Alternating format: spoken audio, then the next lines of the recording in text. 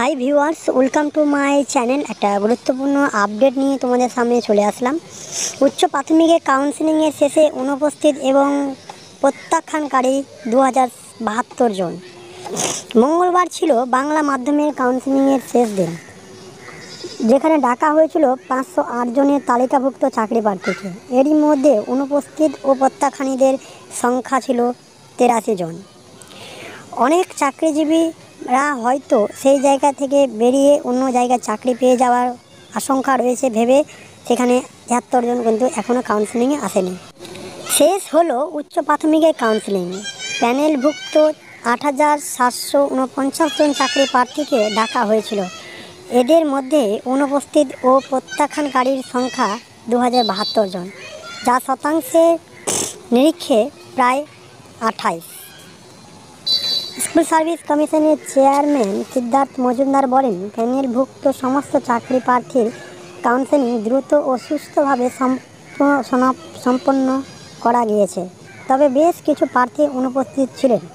অনেকে চাকরি প্রত্যাখ্যান করেছেন।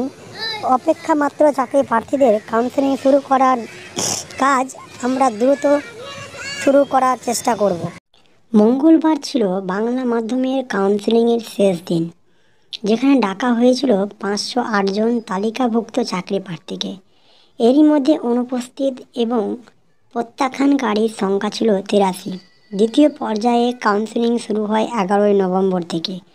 এই পর্বের কাউন্সেলিং শুধু বাংলা মাধ্যমের শিক্ষকদের জন্য ধার্য করা হয়েছিল। পুজোর আগে প্রথম পর্বের তালিকায় 8749 জনের নাম প্রকাশ করা হয়েছিল। তাদের মধ্যে কাউন্সেলিংয়ে ডাকা হয়েছিল 658 জনকে। এদের মধ্যে আবার অনুপস্থিত ছিলেন 147 জন এবং কাউন্সেলিংয়ে এসে সুপারিশপত্র নেননি 2 জন। উপস্থিত ছিলেন মোট 509 জন।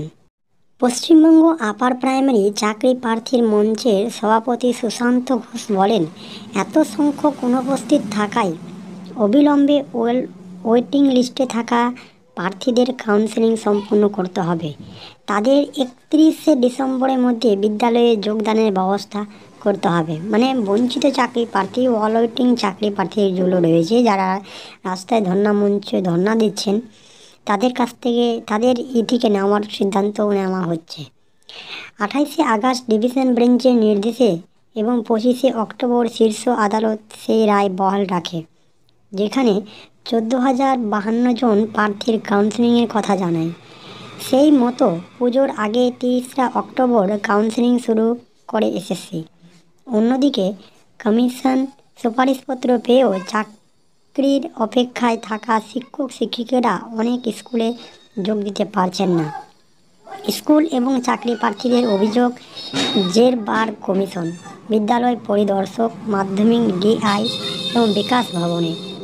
স্কুল সার্ভিস কমিশন এসএসসির আর্জি মেনে 750টি পদে নানা রকম সংশোধন করেছিলেন স্কুল শিক্ষা দপ্তর, তাতেও সমস্যা মেটেনি।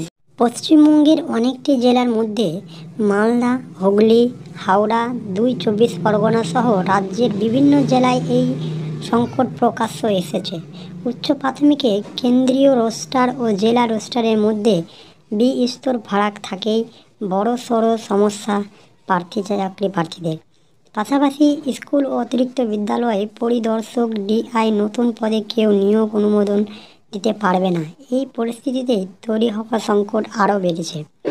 তবে অল ওয়েটিং চাকরি প্রার্থীদেরকে যে তথ্য উঠে আসছে, সেখান থেকে কিছু ক্যান্ডিডেটকে নেওয়া হবে এবং সেইরা ডিসেম্বরের মধ্যে স্কুলে যাওয়ার সম্ভাবনা নিয়ে নানা রকম কিন্তু আলোচনা চলছে।